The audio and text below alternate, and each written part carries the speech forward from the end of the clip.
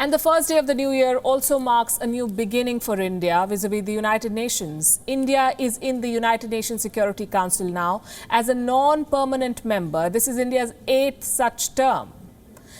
India, along with Norway, Kenya, Ireland and Mexico, will join the 15-member UN Security Council for a 2-year term.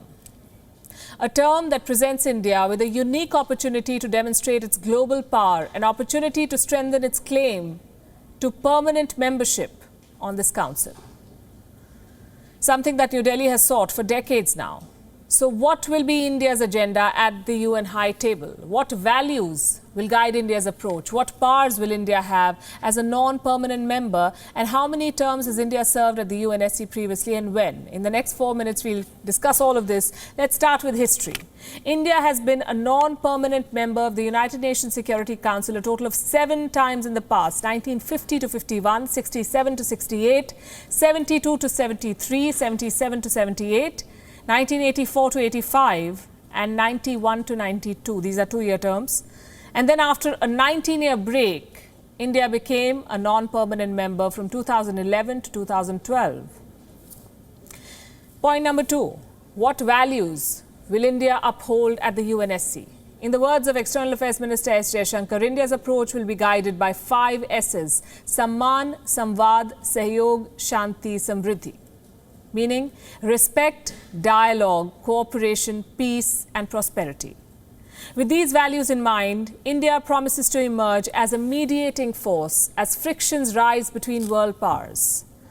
The key priorities will be counter-terrorism, maritime security, scientific research, technological development with a human touch, and maintaining international peace. Priorities that could pave the way for a permanent seat at the UNSC. Let's tell you how.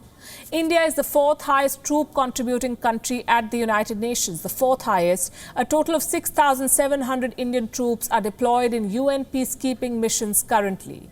More than 200,000 Indians have served in 49 of the 71 UN peacekeeping missions since 1948. 160 Indians have lost their lives serving under the United Nations flag.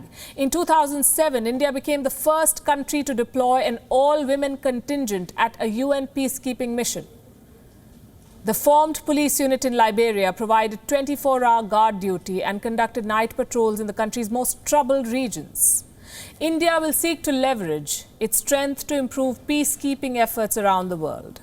Second, and I've been saying this on the show tonight, India is the vaccine manufacturing hub of the world, and that's a very, very important factor. Almost 60% of vaccines distributed around the world come from India.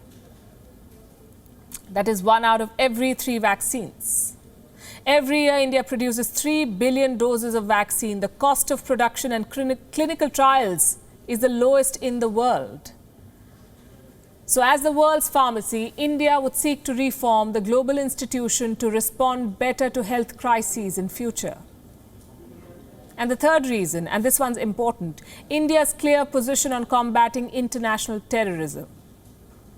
As a non-permanent member, India could push for an effective response to global terrorism, abuse of information technology by terrorists, disrupting their nexus with sponsors, stemming the flow of terror financing and strengthening cooperation with other multilateral forums.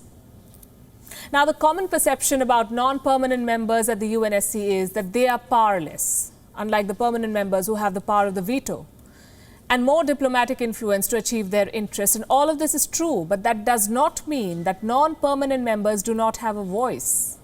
They have what is called the collective veto.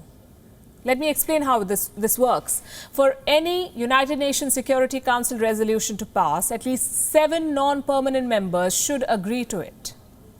Even if the permanent members have already said yes to a resolution, it needs the vote of at least 7 non-permanent members. This is what we mean by the collective veto. Plus, along with the permanent members, the non-permanent ones also assume monthly presidency of the Security Council. And as president, they can decide the topics of debate and issues they think are important to be discussed at the high table. So they can set the agenda. And lastly, non-permanent members also preside over several committees and working groups at the UNSC. Put these powers together and there is enough room for India to lead from the front. not to mention a chance to strengthen its case to get permanent membership. WION is now available in your country. Download the app now and get all the news on the move.